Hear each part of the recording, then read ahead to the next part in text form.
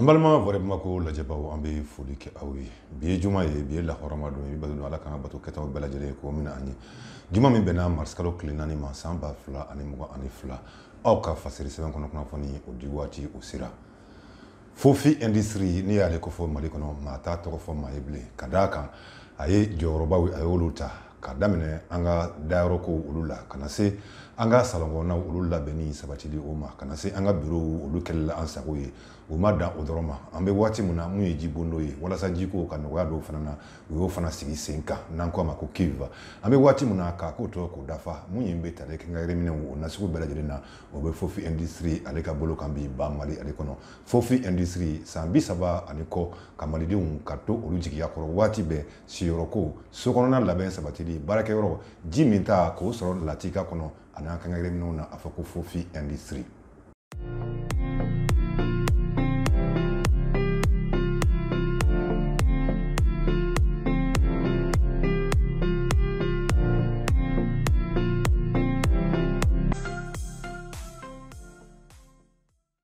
Fasiri sɛbɛn kɔnɔ kunnafoni na bisa sɛbɛn fura fɔlɔ min n'o bɛ an bolo u ko ma ko Agence France Presse n'o ye AFP ye i k'a dɔn a ko k'anw ka jamana n'o ye ba Mali ye min bɛ tali kɛ CED ale kɛlɛkɛ jɛkulu min n'o bɛ diɲɛ lakanatɔn n'o ye MINUSMA ye ko olu bɛna taa joona o y'a sɔrɔ san 1 ale ma se i k'a dɔn AFP ka kuma fɔ sokɔrɔ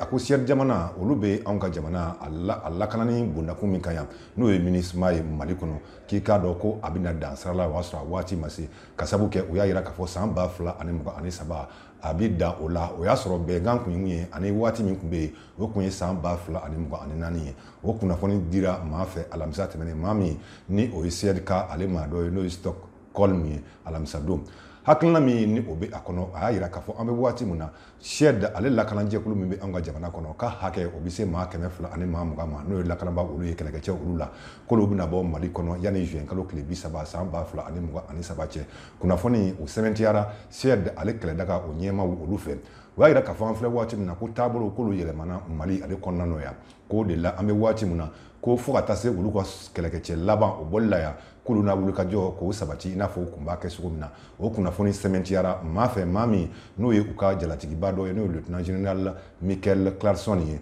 ale mun ni ale bɛ CED jamana olu tɔgɔ la anw ka jamana kɔnɔ MINUSMA ale ka bolo o kan le pays ale ka bidon bɔli la ale da ma dogo a la k'a fɔ an filɛ waati min na mun bɛ tali kɛ an ka lakanabaaw olu la an ka jamana faaba kɔnɔ yan n'o ye polisilakaw olu ye wulikajɔ dɔ kɛ wulikajɔ min n'u y'a kɛ ka ɲɛsin yɔrɔw ma yɔrɔ min ni a yira k'a fɔ tiɲɛnikɛlaw ka ca yen kosɛbɛ i k'a dɔn maa 130 u ye olu tɛgɛ da kɛ olu kan k'u ɲininka o dakɔnɔkan olu la i k'a dɔn bolimafɛn n'o ye moto ye a 23 ka taa se premier arrondissement ma olu ye o minɛni ma olu ye tɛgɛ da kɛ olu kan u ye wulikajɔ min n'o bɛ an ka lakanabaaw bolo bɛ lakana sabatili la mun bɛ tali kɛ an ka Bamako ale yɛrɛ marakafo lakanabaaw dagayɔrɔ min bɛ yen n'o premier arrondissement ni a ɲɛmaaya bɛ maa bolo n'o ye commissaire divisionnaire ye Abdurahman Alassane na i k'a dɔn dɛmɛbaa jɛkulu caman o nana fara ale kan araba tɛrɛmatigɛlo tile 2 san 2022 nɛgɛ kanɲɛ 19 fo ka taa nɛgɛ kanɲɛ 21 o waati ma i k'a dɔn u ye jiginni kɛ an ka jamana ale faaba kɔnɔ yan kɛrɛnkɛrɛnnena yɔrɔ minnu olu bɛ ale ka lakana o bolo kan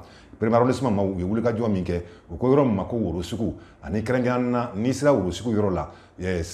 senatamalaw bɛ yɛlɛ sanfɛ yɔrɔ n'u kama ko échangeur i k'a dɔn ka se o yɔrɔ ma Arayida ka taa Sotarama olu jɔyɔrɔ olu ma ka taa se kɛrɛnkɛrɛnnena an ka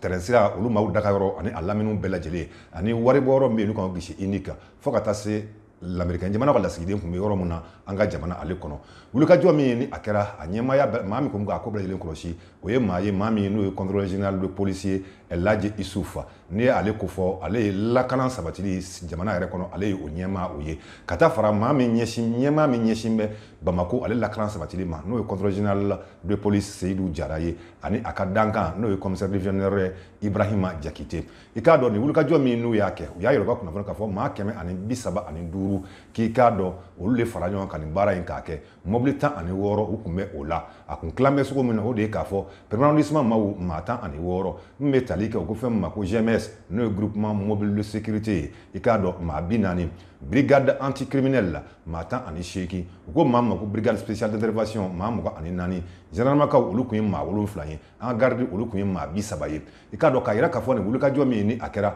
maa 133 k'i k'a dɔn o maa kofɔlen kɔni u ye olu minɛ k'u sɛgɛsɛgɛ i k'a dɔn ko denmisɛn 11 kun bɛ a la waati min na u bɛ se premier arrondissement yɛrɛ la n'o ye commissariat ye u y'o maa 11 o bila ko cɛ kun ye maa 128 ye muso 5 ko o kun bɛ a rɔ u y'a yira k'a fɔ min bɛ tali kɛ bolimafɛn sen 2 n'o ye moto ye i k'a dɔn o 23 fana k'u ye tɛgɛda kɛ o fana kan nin kɛra i k'a dɔn fana kɛrɛnkɛrɛnna min wulikajɔ min ni a kɛra le pays ale ka fasiri o kɛcogo halisa le pays ale kuma bɛɛ a ko Choguel Kokala Mayiga a ko a ka fɔrɔ a ko Mali ɲɛmaaw bɛ mago bɛ fɛn mun na bi waati ko la caman fɔ a kuncɛli kan ko ka kɛ waati ye waati min n'o baara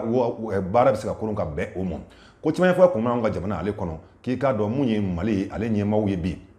ko siga foyi tɛ olu la i k'a dɔn Choguel a y'o hakilina a y'o ta kunnafoni di min a y'o kɛ kɛrɛnkɛrɛnna an baarakɛ jɛkulu dɔ fɛ n'o ye Vox Africa ale ye Mali ministre ɲɛmaa n'o ye Choguel Kokala Mayiga ye a ko Mali ɲɛmaaw olu kɔni ka tali kɛ caman fɔ a kunnamana kan k'i k'a dɔn ko u ye bolodali kɛ ka ɲɛsin kɛrɛnkɛrɛnna CEDEAO maaw olu ma ani jɛkulu min n'olu sigilen bɛ hakili jagabɔ kɛ nin kunnafoni ale kun kan a ka kuma fɔsogoro a ko Mali ɲɛmaaw bi ko hakilina min bɛ u la o de ye ka caman fɔ a kunnamana k'a bila a minɛn kɔnɔ min bɛ kɛ sabu ye laɲini min n'u bɛ yen o bɛɛ ka se ka bila a minɛn kɔnɔ a ko n'i y'a ta k'a lajɛ Colonel Assimi Goïta a n'a baarakɛɲɔgɔnw ko hakilina foyi tɛ olu la bi k'i sɔgɔ fanga ale rɔ k'o t'u ka hakilina ye ko malidenw kɛrɛnkɛrɛnna ko olu ye laɲini kɛ ko ka dɔ fara caman fɔ a kunnamana ka daminɛ kalo 6 la ka se san 5 ale ma ko o kɛra lajɛrɛ senfɛ ko ma ko Assise Nationale de la Fondation ko nka k'an bɛ waati min na ko bɛɛ ka bɔ a kalama k'a fɔ Mali ɲɛmaaw i k'a dɔn olu ye hakilina k'o falen ka tali kɛ kalo 6 ani san 5 min n'o bolodala o kan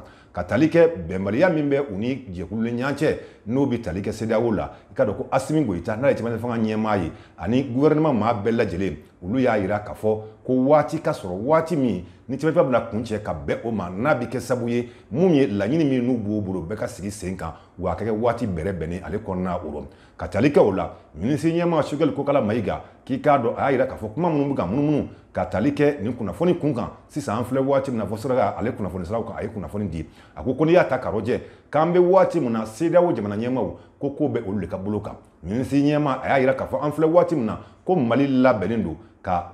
bolodali kɛ u ye ka kumaɲɔgɔnya k'o sigi sen kan min n'o kundamana janyalen o bɛ kɛ san 4 bɛyɛnko ma a ka kuma o fɔsogoro a ko waati min ni u y'o bolola ka ɲɛsin CEDEAO ma ko wa k'a bɛɛ lajɛlen latigɛlen don mun bɛna k'a kɔnɔ a kɛcogo bɛna kɛ jumɛn ye ko u kumana o bɛɛ lajɛlen kan i k'a dɔn ko min ye kumaɲɔgɔnya ye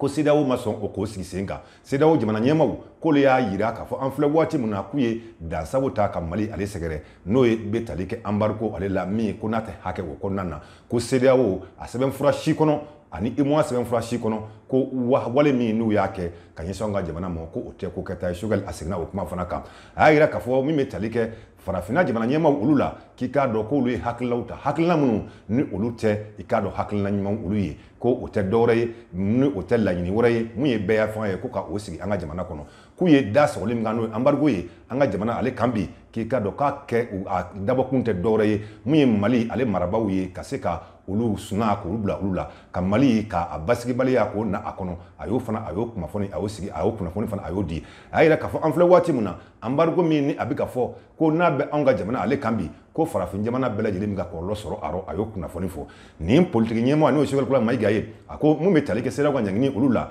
k'i k'a dɔn ko n'i y'a ta bi ko Mali ni jamana o jamana bɛ dancɛ bɔ k'olu bɛɛ ye a kɔlɔlɔ sɔrɔ bi Mali gouvernement ɲɛmaa a y'a yira k'a fɔ Mali labɛnnen don ka kumaɲɔgɔn sabati ani CEDEAO ni ɲɔgɔn cɛ walasa mun ye bɛnkan ye o ka sɔrɔ cɛmancɛ fanga ale kundamana o la i k'a dɔn a ma munumunu kuma da fɛ a y'a yira k'a fɔ ko olu an ka bolo kan yan n'o ye Mali marabaaw olu ka bolo ye ko gɛlɛya foyi tɛ an olu bolo yan ko olu labɛnnen don ka kumaw ɲɛ k'o sabati ko nka min n'o yera a kɔnɔ o de ye k'a fɔ CEDEAO ale kun kan ɲangini min n'olu taara fura jumɛn bɛna sɔrɔ o la i k'a dɔn Mali gɛlɛya ale kun kan a y'a yira k'a fɔ Mali ni CEDEAO k'i k'a dɔn ko nin bɛɛ lajɛlen ye jɛkulu kelen ye k'o la an bɛ waati min na bi ko mun ye sigikafɔ k'o waati k'o de sera ka tali kɛ médiateur n'o o ye maa min bɛ ka kuma sabati Mali CEDEAO ni ɲɔgɔn cɛ n'o bɛ tali kɛ Goldluck Jonathan ale ka o nali an ka jamana kɔnɔ alamisa février tile 24 san 2022 Bamako yan kunnafoni min n'a ye o di k'i k'a dɔn ko o tun bɛ tali kɛ wulikajɔ min ani kumaɲɔgɔn min n'o bɛ an ka jamana kɔnɔ bi n'olu bɛ ka kuma fɛn kan n'o ye cɛmancɛ fanga ale waati o ye i k'a dɔn a y'a yira k'a fɔ ko min bɛ tali kɛ CEDEAO ɲɛmaa in na a ka nali la k'a ma na ni foyi ye a bolo n'o ye ko bolodata ye ko ka an filɛ waati min na Mali ni CEDEAO ko kumaɲɔgɔnya k'o de kan ka kɛ kumaɲɔgɔnya min ni o kun bɛ ka kɛ fɛn min kan o ye k'a daminɛ san kalo 12 ka se kalo 16 o mɔ a y'o kunnafoni fana a y'o sɛbɛntiya a y'a yira k'a fɔ an bɛ waati min na ko kumaɲɔgɔnya kɔni ko o tɛmɛna CEDEAO ale ka ciden ani malidenw olu ni ɲɔgɔn cɛ a y'a yira k'a fɔ an bɛ waati min na fana min taara journal na ko ani Assimi Goïta ye ɲɔgɔn ye o ɲɔgɔn min ni o kɛra ani jɛkulu min bɛ yen ni olu bɛ ka baara kɛ bi caman fɔ ale kunnamana kan k'an y'olu fana ye ɲɔgɔn ye o kumana yɛrɛ koyi a ka kuma fɔsogoro a y'a yira fana k'a fɔ an filɛ waati min na ko an bɛ waati min na caman fɔ dan o sigili ko kɔni kuma o ma fɔ a kɛnɛ kan ko nka CEDEAO bɛ ka min fɔ i k'a dɔn ani olu bɛ ka min fɔ ko olu kɔni u tɛ ka ɲɔgɔn sɔrɔ fɔlɔ ko ka d'a kan anw ka hakilina o ye san 4 o ye mun bɛ tali kɛ kunnafonidilaw la u ye ɲininkali u y'o k'a la a y'a yira k'a fɔ awɔ san 4 min n'o fɔra ko olu y'o kuma de fɔ ko nka ko kuma bɛ se ka kɛ a kan a y'o kunnafoni a y'o fana di ka tali kɛ nin kan k'o la ko anw ka jamana an bɛ waati min na k'a labɛnnen don sogo bɛɛ lajɛlen na ka kumaɲɔgɔnya k'o don ani CEDEAO o ni ɲɔgɔn cɛ ko an bɛ waati min na ko hali ni maliden dɔw bɛ yen olu kɔni fana bɛ ka i tinti ko kan ko min n'o CEDEAO ale ka hakilinaw olu ye nin kɛra Sukori Mayiga ale ka kunnafoni ye min ni a y'a di fasiri sɛbɛn kunnafoni di sira dɔ kan ni o bɛ tali kɛ Africa News ale la an ka jamana ale kun kan an bɛ aw fo aw minnu bɛ k'an lajɛ yanni an k'an kɔ don aw la an k'a fɔ ko sabu ɲuman Fofi Industrie Fofi Industrie ka ko bɛɛ sigi sen kan walasa malidenw olu ka lafiya.